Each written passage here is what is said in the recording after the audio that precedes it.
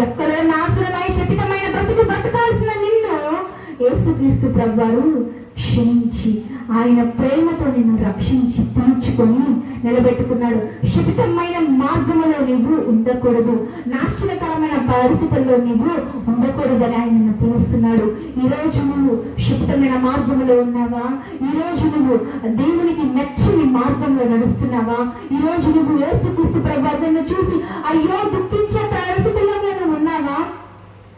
నీ బ్రతుకు నీ యొక్క జీవితము లోకానికి తెలిస్తే నిన్ను దగ్గరికి రానివ్వరేమో.